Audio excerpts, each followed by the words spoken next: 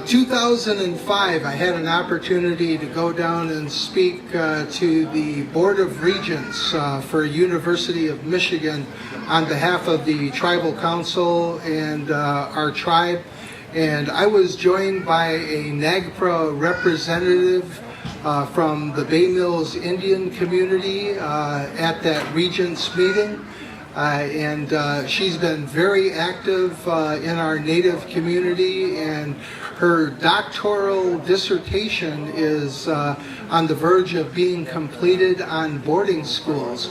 I'd like you to welcome to the podium University of Michigan PhD candidate Veronica Passfield. Veronica. Ani Bojo, Veronica Passfield, Indigenous cause, Chujukan Do Dame, Ojibwe and Dow, Kanoje Conning and Doda Bendagwas, Mage Bay Mills Indian Community and Doda Bendagwas. My name is Veronica Passfield. I'm Crane Clan and Ojibwe, and I'm a Bay Mills tribal member. And as Joe said, my research is on the federal Indian boarding school system. I started out as a reporter. I wasn't really looking to go to graduate school, but I really got drawn to this subject because I am the great-grandchild of Mount Pleasant Indian boarding school students. And actually my great-grandmother was from, I gotta get this microphone right. My great-grandmother is Daisy Greenberg from Walpole Island. Yeah, I'm a Greenberg. And her mom was Elizabeth Sands, Elizabeth Best and Elizabeth Greenberg. She had several husbands. I don't know if you guys know her. But oh, okay, honey.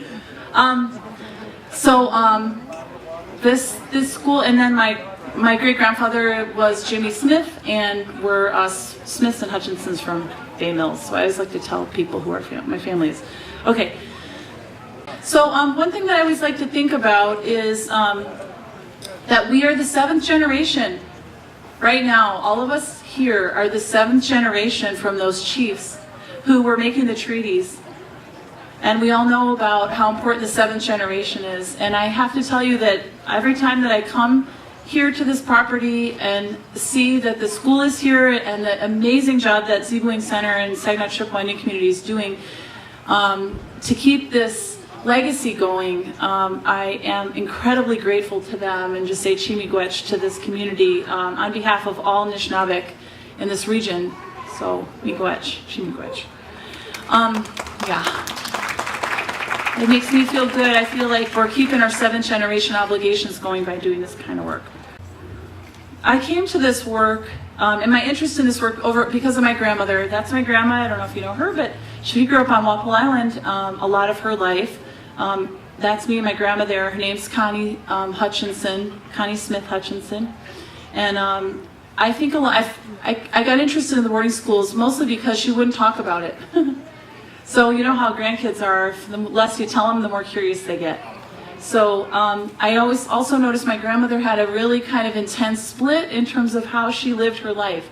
So she was kind of one person within our family, and then she kind of was a different person, that lady on the far right with the pearls on, in a different, out in the outside world. And I feel that she learned that from her parents who were Mount Pleasant school survivors. So through their curiosity with her, I got interested in what happened in these schools, or as my grandma called it, Indian school. So the other thing we would always say to my grandma, do you talk Indian? That's how we used to say it in our family. And she'd say, oh no, I don't talk Indian. But we go to Walpole Island and sit there on the river with our cousins, Aggie and Nora and all of them out on the porch. And she would listen and speak, not speak so much, but she would clearly understood what they were talking about and would laugh when they laughed. And I remember we got really curious about that. What is this language? What is this school? What is this thing that nobody wants to talk about?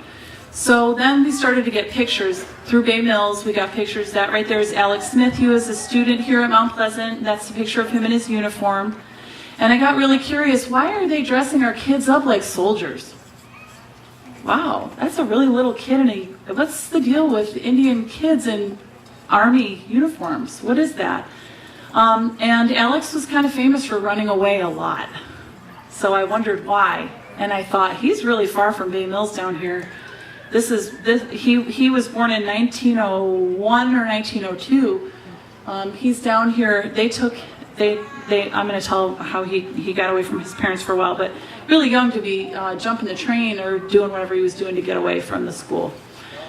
So recently this picture surfaced within our family, and I'm going to talk mostly about the Smiths from Bay Mills, although I have some things from Walpole. My grandma, Daisy Greenberg, came to Mount Pleasant, and she actually lied to come here. And the more I learn about Shingwak, the more I understand why. I believe that her grandmother, Grandma Best, we called her Elizabeth Best, lied to say that we were American, or that that side of the family was U.S. Indians, because I think she believed that Mount Pleasant was perhaps a little better than Shingwak. But the Smith family from Bay Mills, that's what I'm going to talk about a little bit more. So, the history department at my tribe, don't forget what a great resource your tribal culture and education departments are, and even your enrollment offices. They'll have those Durant rolls from 1900, have amazing information in there about boarding schools and the students who were there. So my family right there in the middle is my great-great-grandpa James Smith, and my great-grandfather is that little boy in the front on his left knee. The mother is the one down in the lower left there, and she's pregnant with twins there, and she actually died in childbirth. This picture was taken in about 1903 or 1904. My great-grandpa Jimmy was 3 or 4, it looks to me, in that picture, and his mother died that winter in January in childbirth. And the Indian agent came and took those kids 2 weeks later. None of the kids knew where they were going.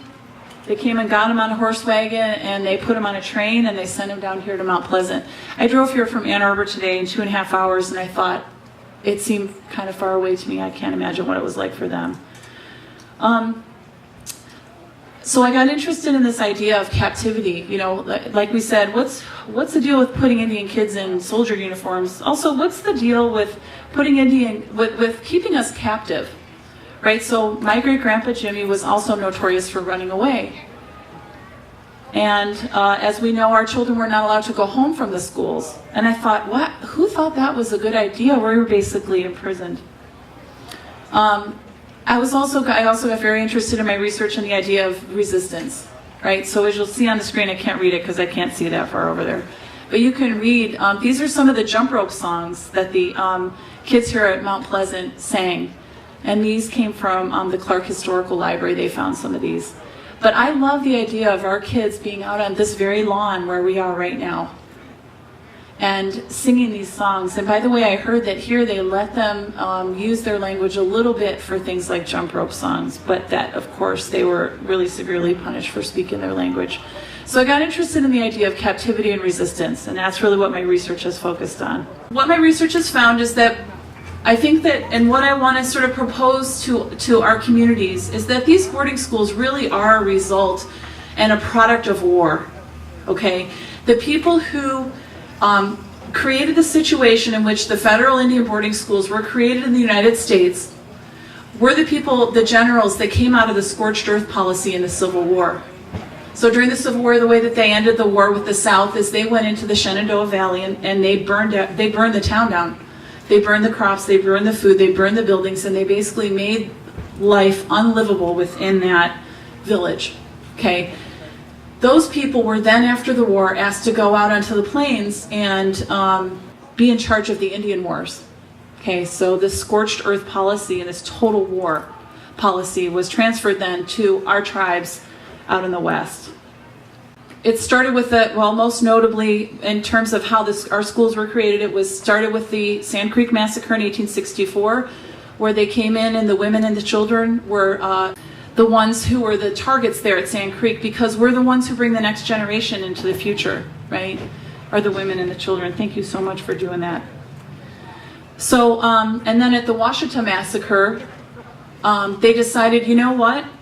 Let's try to do captivity here. Okay, what happens if we take the women and the children captive, and we will see if the men will agree to go into the reservations.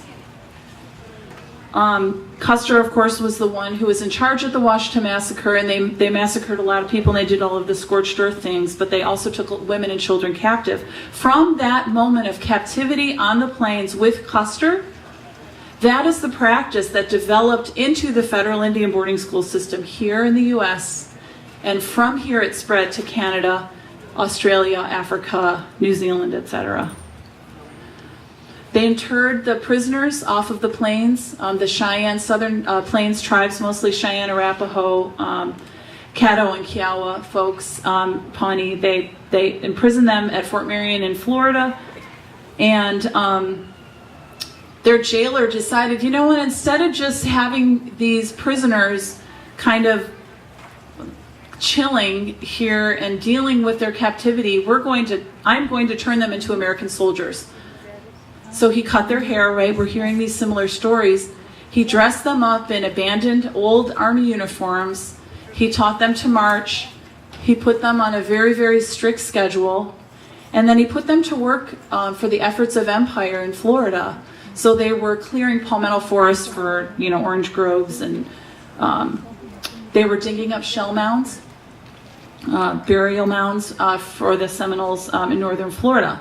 So you get a sense this is sounding kind of familiar, right? We know that these practices started with those Southern Cheyenne prisoners of war, and those practices carry forward. Here are some of the prisoners after they were transformed in their outer dress and appearance into soldiers. And this is going to this kind of foreshadows for us what these soldiers experienced, because they were the first students at Carlisle Indian School, and their children became the first students some of the early students at Carlisle Indian School. The people who kind of took over from the Army while they were in prison in Florida were the people from the freedmen's schools. So our story of how these federal schools started really are very much enmeshed with the schools that were created for freed slaves down south. And the white women who were the missionaries who were teaching these prisoners in Florida said, we have this crazy idea, let's see if Indians can learn. That's a direct quote. Let's see if Indians can learn. So they took these POWs and they created classrooms in their cells. Okay, so now we're into the idea of captivity, right? They did discover, amazingly, that we can learn, and we're actually pretty smart. And they decided that with the young guys that they were going to move them, or they're going to give them the opportunity, if they wanted to, they could go to a school instead of returning to their reservations on the Southern Plains, mostly the Cheyenne, Arapaho, and the Kiowa. So some of the younger guys decided, okay, I want to do this. The only school in the country that was willing to accept them, because everybody's scared of the bloodthirsty savages, right, was Hampton Institute, again a school for freedmen in Virginia, and it was a vocational school, vocational educational school.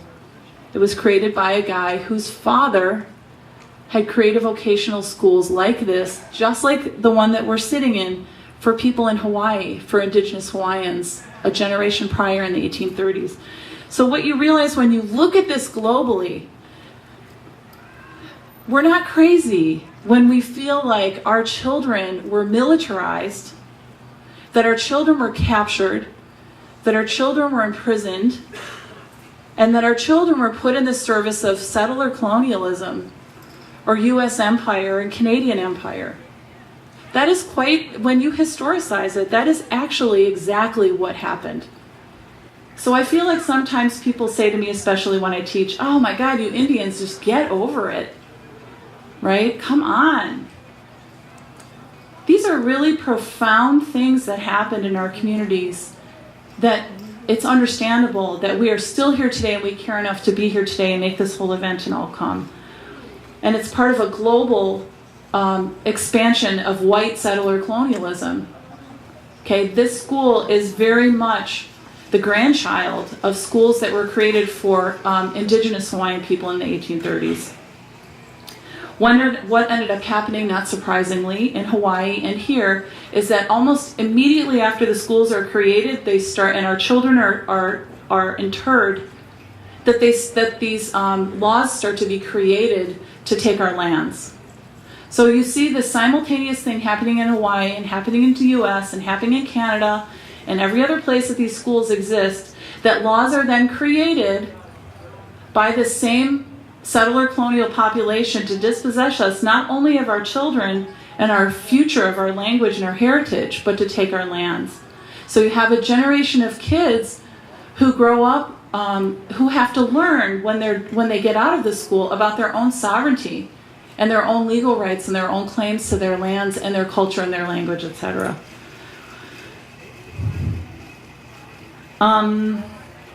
Okay, so Lieutenant Pratt, Richard Henry Pratt, a lot of you have probably heard of him. He's the one who was the jailer down in Florida when these first Southern Plains prisoners were imprisoned. Pratt is the one who then follows these prisoners, these young guys who go to Hampton to be students there. So he goes to the War Department and he says, hey, how about we get a school just for Indian students? Because as he finds out, this Richard Armstrong, the one who created Hampton Institute for freedmen, he's pretty racist. And believe it or not, Richard Henry Pratt was a little less racist than somebody. So the Army said, well, okay, we will let you have abandoned barracks called Carlisle, but you have to go I'm not going to let you go to the Cheyenne Arapaho Reservation and get the relatives of your current students. We want you to go to the Northern Plains because you think you're into 1878 now. What happened in 1876? Does anybody know? I'll give you extra credit in your class that we're taking with me right now. Yes, Custer, exactly. Battle of Little Bighorn. They said, we need you to get the children of the Northern Plains from the most resistant chiefs, because if you get the children of the resistant chiefs, the Lakotas, and the other tribes in the Northern Plains, we know that they will not rise up again. This is from Secretary of War Stanton. So this practice, this sort of experiment of educating Indians, can they learn, was very rooted again once with the establishment of Carlisle, with warfare and with territorial takeover of tribal lands and the violation of treaties. So really the schools are very much linked to this earlier captivity, and they're a new form of captivity within this era. We get Carlisle's established in 1879, and then we very quickly get into Mount Pleasant. Mount Pleasant was one of the really strongest, most influential, most prominent federal Indian boarding schools in the country. So we have a new form of captivity, which is still focused on controlling Indian bodies, but in a new way, right? So we don't have everybody sweating it out in a fort in Florida. Now we have Indian students here, as you see them at Carlisle, and I'm sure the gymnasium over there looks probably pretty similar. Hey, Lily, I've not been inside. So they're doing calisthenics and things like that. They're trying to control Indian spirits. We all know that this is never a totalizing project, right? We still hold on to ourselves, but this is what they're attempting. And they're trying to control Indian political identities.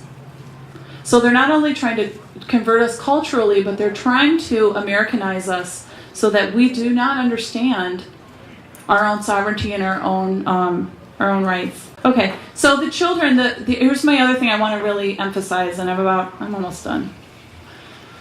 I've spent a lot of time in the archives. All of our, the student files and really all of the archives for Mount Pleasant Indian Boarding School are at the National Archives in Chicago, okay? And I've been there now, I think, 3 times, and I've gone really extensively through the student case files for the students here at Mount Pleasant.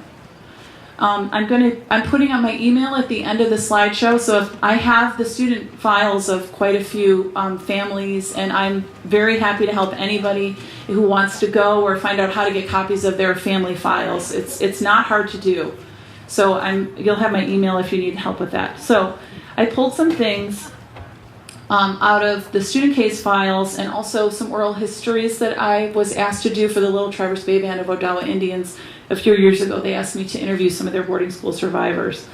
So this is a quote from Dorothy Wasacom, who's an elder there, and she's no longer with us, but her kids are around. So you can read it, but it says, she's talking about when she was a student here at Mount Pleasant. She said, there was a fellow from Hart. I had long hair, and he was sitting right behind me. He kept poking at me and my hair. So Dorothy, by the way, was the princess in the Pocahontas plays that used to happen in Harbor Springs. If anybody's familiar with that, you sometimes see the old postcards, so she's very, very beautiful. Teacher was up at the blackboard doing arithmetic. I turned around and I swung at him just at the moment she called on me. She got me out in front of the class and she said, "Hold out your hands."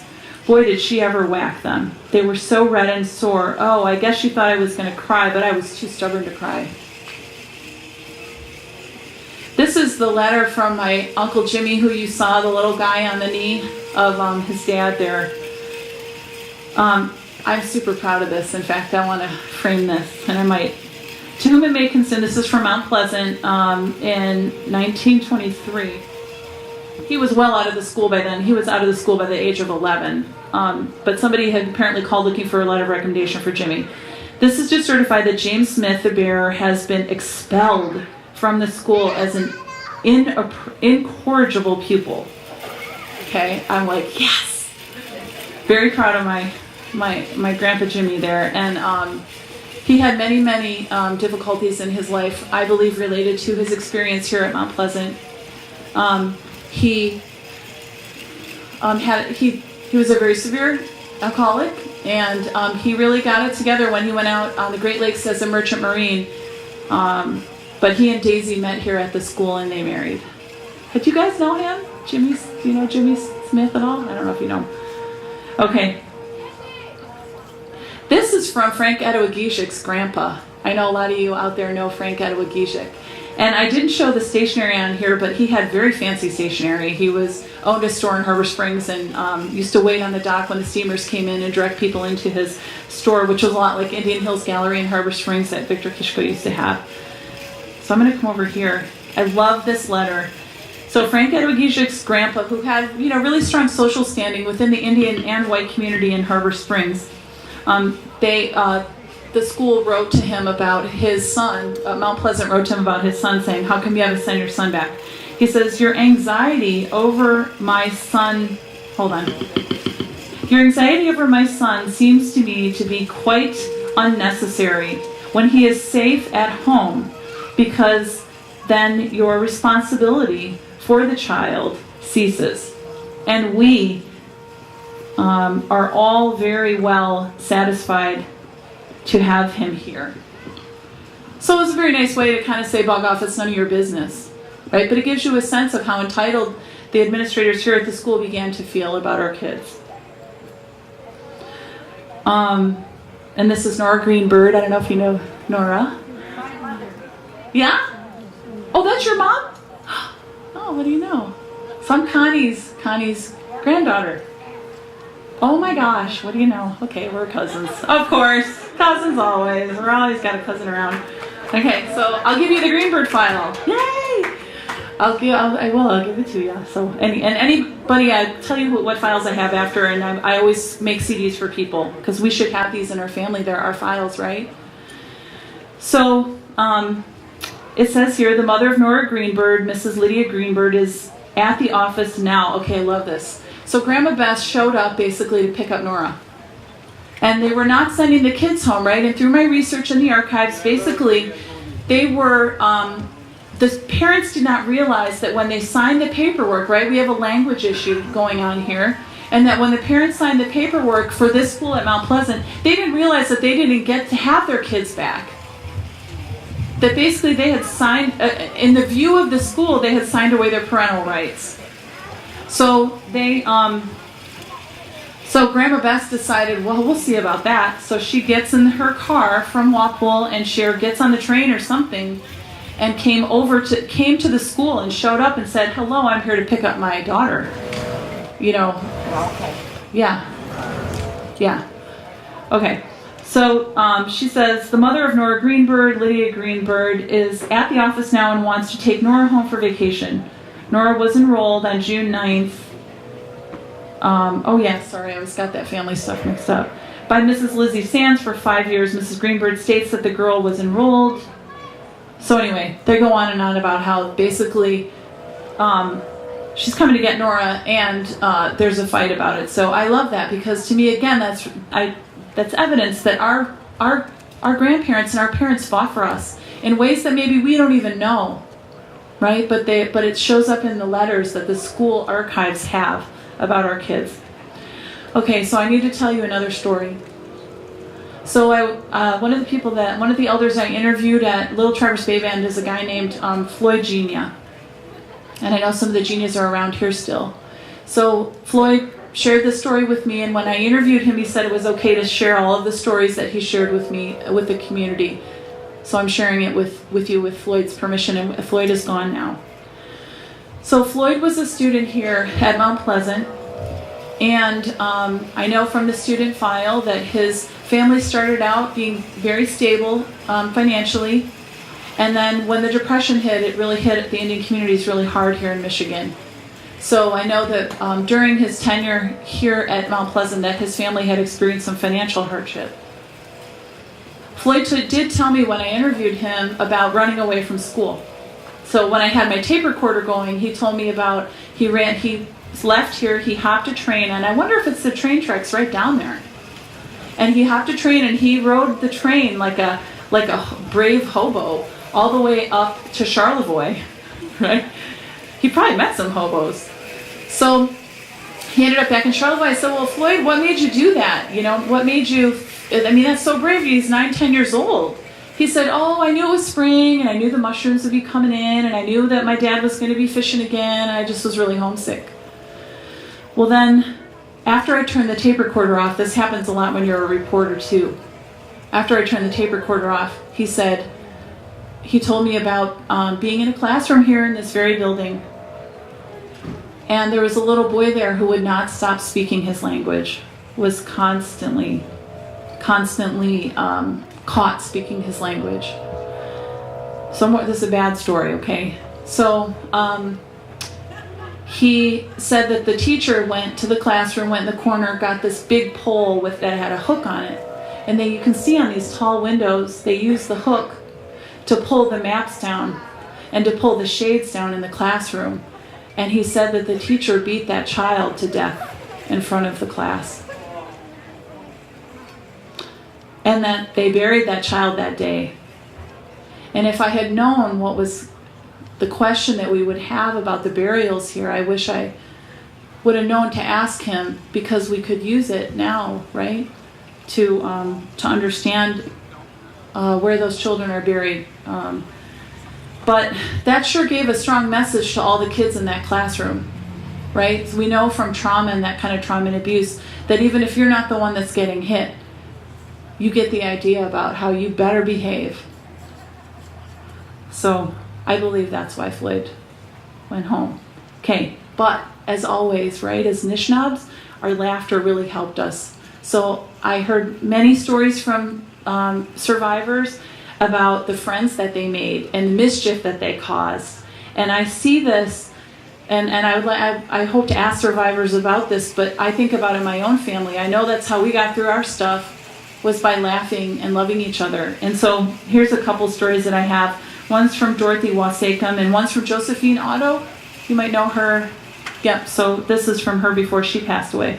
So Dorothy talks about here at Mount Pleasant, the matron was getting ready to walk up the stairs, and darned if her underpants didn't fall down. Us kids just laughed and laughed. I'll never forget that. And she told me this story right after she told me a story about getting disciplined, about kneeling on a scrub brush. She's in trouble because she was running on the beds up there in the girls' dorm right there. How they had those beds all stacked up together, and those girls were playing around and running from bed to bed, having a little fun, and the matron did not appreciate that and had them kneeling on that scrub brush for an hour. Well, of course, she goes downstairs, the girls get off the scrub brush. And I hear her coming back up to get back on the scrub brush. So right after she had gotten after them, her underpants fell down. So karma sucks. Okay, and then Josephine Otto says, we had to scrub the floors. I was only 10 years old when I went there to Mount Pleasant. That bucket seemed like it was so big, and we had to wring out a big rag. We'd take that old wet rag and snap it at each other. One time we got one of the teachers, smacked her just right. Whoa, did she ever scream. She didn't expect that, of course, but she was mad. So I got lots and lots of stories like that too, and it sure helps. I know it helped those kids, and it sure helps me, as their grandchild, and somebody who cares about them to hear that they had those moments that could help them and sustain them. Okay, so the last part of what I want to say is that, with our children captive in the schools and our lands being seized, right? This is in the allotment era where our lands are being allotted. And the settler colonials are profiting from our lands and they're disrupting our graves. I know, when I couldn't see my computer, I was talking about how education and graves and lands, all the dispossession of our children and our graves and our lands all happened at the same time, right? So all of these things were being dispossessed from us at the same time. Our kids, our ability to educate them, our language, our culture, and our lands and our grave sites were all being taken at the same time. And when you look at repatriation, it always goes back to repatriation for me. So when you look at our ancestors that were taken out of the ground, put away in the museums, most of them actually were accidentally dug up when people were plowing their fields or digging their wells or building their houses, right? So the repatriation is also a part of it's a project of U.S. empire, right? Of taking over our lands and our kids. And then I look at a lot of our issues today. I know some of the mascot activists are here and they do their good work, and if they seize control of our identities, or they try to, it's no wonder that we end up with things like mascots and secret Indian societies, and that we don't show up in our textbooks, right? So all of these things are really, so when we think about the history of Mount Pleasant Indian Boarding School and the Federal Indian Boarding School project in general, it's part of a much larger story and a much larger dispossession. Okay, I also want to say that these stories are definitely a story of survival, and we heard from our survivors here, I just wanted to follow up with just the stories that we're talking about here in my PowerPoint presentation. I don't know if you can tell on here, but Jimmy ended up being a Mason. He really got his head together when he was out on the Great Lakes, when he was out on the water, I guess as an Anishinaabe, that shouldn't surprise us. And he came back and he was a really good man, and he built beautiful, beautiful chimneys and different house foundations and things out of stone. He was a Mason. And I don't know if you can tell here, but do you see kind of up towards the top, there's a head. I think he made a Nanabojo chimney. He carved totem poles out of wood that would fall off the freighters on Lake Superior. And he ended up being a really loving man and made beautiful gardens and things. And he and Daisy Greenberg Smith got back together and had 2 girls after that. You guys maybe remember Ronnie, and Bonnie. Yeah, my Aunt Ronnie and my Aunt Bonnie. So they did get back together, and they were able to love each other, and they were able to love their grandchildren, and they loved their kids the best way that they could. And then you might recognize Shannon on there and some of our other NAGPRA reps. We are now in the process of getting back the damage that was done to our ancestors in their peaceful resting place. And we now have claims in to get back all of our ancestors that were taken out of the ground in Michigan through the work of Willie Johnson back there and other NAGPRA reps in the state. And we're trying to undo that colonial legacy too, which is tied to this colonial legacy of the schools. Okay, so the last thing I want to say is that you matter. Everybody here, your story matters so much. When I go into the archive, the story that's in that archive, my professors tell me is the main story that I have to rely on when I'm writing my dissertation, and hopefully it'll be a book someday. That story that's in that archive is the one that's privileged by the people who publish, right? And those books that last so long on the library shelves. And I leave this event every year thinking that that archive is nothing compared to the stories that are in the communities and the stories that you share with us, even though it's painful and is very emotional. So I can't thank you enough for sharing with us. And I encourage everybody at this table, the stories of your parents, your own stories, please, please share them. Because if you don't share them, the only thing we have left is the stuff in that white archive. And I went with the list we had last year of the 150 kids who they had identified had died at this school. 2 of them had student files. The other 148 kids, their student files are gone. And I was at Shingwalk actually, and your school across, no, I wasn't at Shingwalk. Where did Barb Nolan and, up at Garden River. They took us to their school that they went to, and I know that they're tearing your schools down. And they tore down Holy Childhood in Harbor Springs when you had your reparations happening in Canada. So they are trying to erase our stories. Please don't let them. You matter. You are, and your stories are precious to your community and to your families. Teach your children all that you know, even if you feel like you don't know very much. We're hungry for your experiences and your teachings, and just keep learning, and then know that you're precious. That all of us here are the result of the struggle and the love of many, many people. I'll just leave you with this picture. Some of you who are here were there. Idle No More, right? And that's what I think is powerful about that. That Idle No More understands that the broader colonial project of the schools, the land dispossession, repatriation, everything, a lot of people got really rich and really did a lot of damage to our Mother Earth here because of the emotional destruction of putting our kids in this school. So let's take it back and let's just keep fighting, and Chimigwech everybody who's here.